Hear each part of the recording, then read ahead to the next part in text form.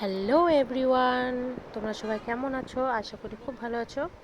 তো আমি তোমাদের সামনে নিয়ে চলে এসেছি আজকে একটা ব্লগ, ছোট্ট মিনি ব্লগ। তো সবার আগে তোমাদেরকে সরি বলে দিই, কারণ অনেক দিন যাবৎ হয়ে গেল আমি তোমাদের জন্য কোনো রকম ভিডিও ব্লগ বা শর্টস কিছুই ছাড়তে পারছি না। কারণ মাঝখানে শরীরটা খুবই খুবই খুবই ভীষণ খারাপ ছিল। প্রথমে তো আমার শরীর খারাপ হলো, তারপর আমার ছেলের শরীর খারাপ হলো, তারপর আবার আমার শরীর খারাপ হলো, যার কারণে আমি কিছুদিন ধরে ভিডিও বা ব্লগ কিছুই করতে পারছি না। তো তার জন্য তোমাদের কাছে অনেক অনেক সরি। তো চলো দেখা যাক আমার আজকে ছোট্ট ব্লগটি। তো কাল হচ্ছে যেহেতু রাখি বন্ধন, সেই কারণে আজ আমি কিছু কেনাকাটা করতে যাচ্ছি, সেই ভাবলাম যে এই উদ্দেশ্যে একটা ব্লগ বানিয়ে নিই, খুব ছোট করে, বেশি না, খুবই ছোট।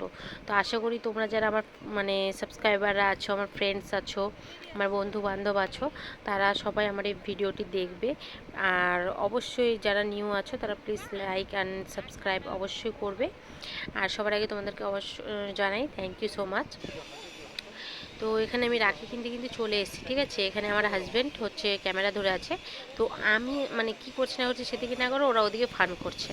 তো যাই হোক, ওটা একটা মিষ্টি মুহূর্ত। তো চলে এসেছি রাখির দোকানে, বাজারের ভেতরে, মেন রোডের পাশে যেসব রাখির দোকান আছে সেখানে খুব এক্সপেন্সিভ রাখিগুলো, সে কারণে আমি বাজারের ভেতরে এসেছি। এখানে একটু এক্সপেন্সিভ ঠিকঠাক আছে আমার জন্য, তো ঠিকঠাক একদম সুটেবল আছে।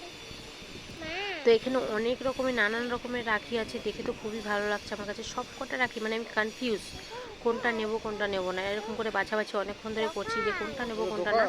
লাস্ট পর্যন্ত ফাইনাল ডিসিশন দুটো দুটো না তিনটে অ্যাকচুয়ালি উঠেছিলাম। তো তিনটে ডিজাইন উঠায় তারপরে ওখানে ডিসাইড করতে, ওখানেও কনফিউজ হয়ে গেছে কী করে কী কোনটা নেব কোনটা না। তো এক পাতা নিয়েছি আমি রাখি একই রকম, আর এক পাতা আর এক্সট্রা তিনটা নিয়েছি, ওটা একরকম।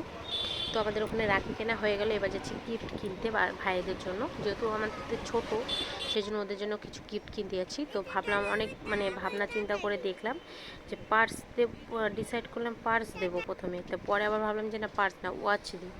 তো চলে গেলাম একটা ঘড়ির দোকানে। এটা আমার খুবই চেনাশোনা দোকান, কারণ এই দোকানে আমি আগেও নিয়েছি। তো এই দোকানে এসেছি। তো এই দোকানে এসে আমি এখন ঘড়ি দেখছি, দেখো তোমরাও দেখো। এই তিনটে ঘড়ি পছন্দ করেছি, আরও দুটো ঘড়ি আছে, ও দুটো কিন্তু আগেই দেখা হয়েছে, তাই ওরা ভিডিও করা হয়নি। ঘড়িগুলো কেনা হয়ে গেলো, এবার বাইকে উঠে গেছি। এখানে আমার ছেলে দেখো কি বলছে, চাও তুমি নতুন জামা পরছো।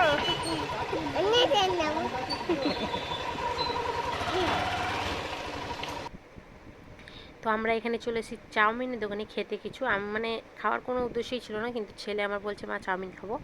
তো ভাবলাম যে চলো একটু খাওয়াই নি। তো এখানে চাউমিন খেতে চলে এসেছি, ওর জন্য চাউমিন নেওয়া হলো, আমাদের জন্য মোমো নেওয়া হলো। ওর উদ্দেশ্যে আমাদের খাওয়া, ও তো নামের খেলো, কামের আমাদের, পেটটা আমাদের হলো, ওর হলো না, ও নামের খেলো খালি। যাই হোক, ও একটু চাউমিন খেয়েছে, একটা মোমো দিয়েছে ওকে, সেটাও খেয়েছে। তো দেখো ও কী করছে, দেখো ও আমাদেরকে দিতে দেরি হচ্ছে দেখে পাশে যারা খাচ্ছে তাদের বলছে ও যে ওদেরকে দিচ্ছে, তো আমারটা কখন দেবে, তাই বলছে। তো এখানে চলে এসছে আমাদের চাউমিন, দেখো কতটা খুশি, প্রচণ্ড খুশি আছে ও। তো ওকে আমি বলছি খুব কেবলই দিলে তো গরম হবে, তাই বললাম ঠান্ডা করে খেতে দে। দেখো দেখো দেখো দেখো গরমটাই মুখে ঢুকাচ্ছে, দেখো দেখো, এই দেখো গরম পেয়ে গেছে। আমি ওকে বললাম ফু দিয়ে খেতে, তাও দেখো তাড়াহুড়া করে খেতে যায়।